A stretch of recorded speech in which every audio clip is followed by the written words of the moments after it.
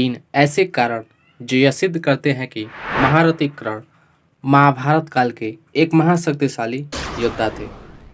दोस्तों, क्या आप जानते हैं कि कर्ण ने दूसरे युद्ध में ही अर्जुन के दिव्य रथ को पूरी तरह ध्वस्त कर दिया था।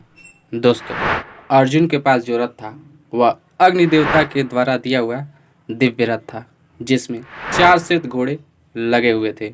अर्जुन जब उस रथ पर विराजमान होकर कुरुक्षेत्र में आता तो उसे देखकर बड़े से बड़े योद्धा भी कांप जाते थे, और यह बात स्वयं महारथी कर्ण ने कही थी।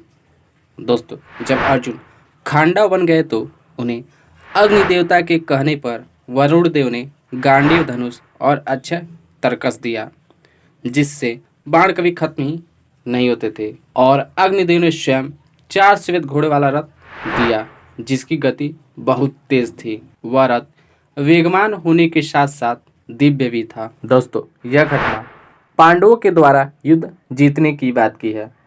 अर्जुन जिस रथ पर रहकर इस युद्ध में विजय पाया था, वे चाहते थे कि उस रथ के साथ ही समस्त हस्तिनापुर अर्जुन को देखे। इसलिए उन्होंने श्री कृष्ण से विनती करते हुए कहा कि वे इस रथ को सीधा हस्तिनापुर की ओर ले चलें। तब कृष्ण जी अर्जुन की बात रखने के लिए उस रथ को हस्तिनापुर की ओर ले जाने लगे। हस्तिनापुर के समीप पहुंच जाने के बाद कृष्ण जी ने उस रथ को वहीं रोक दिया और कहा, अब इस रथ को इसके आगे नहीं ले जाना चाहिए, इसलिए इस रथ से नीचे उतर जाओ।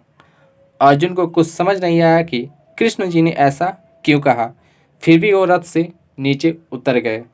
उसके बाद कृष्ण जी भी उस रथ से उतर गए। तब उन्होंने हनुमान जी को धन्यवाद देते हुए कहा कि वे अब उस रथ से अंतर्ध्यान हो जाएं। जैसे ही हनुमान जी उस रथ से अंतर्ध्यान हुए, वह रथ एक महाभयंकर विस्फोट के साथ क्षण भर में जलकर भस्म हो गया। ये देखकर अर्जुन एकदम स्तब्ध हो गए और कृष्ण जी से इसका कारण पूछा। तब कृष्ण जी ने कहा, ये सब कर्ण की शक्तियों का प्रभाव है। कर्ण ने तुम्हारे इस दिव्य रथ को अपने बाणों से बहुत पहले ही नष्ट कर दिया था। कर्ण में इतनी ज़्यादा शक्तियाँ थीं, वो तो केवल हनुमान जी के कारण ये रथ सुरक्षित दिखाई दे रहा था। अगर हनुमान जी इस रथ पर विराजमान न होते तो कर्ण से युद्ध करते समय ही ये रथ इसी विस्फोट के साथ नष्ट हो गया होता। कर्ण के पास इतनी ज़्यादा शक्तियाँ और दिव्यास्त्र थे। दोस्तों, एक बार तो स्वयं अर्जुन ने कहा था कि माधव, आप ना होते तो आज मैं कर्ण के हाथों मारा जाता।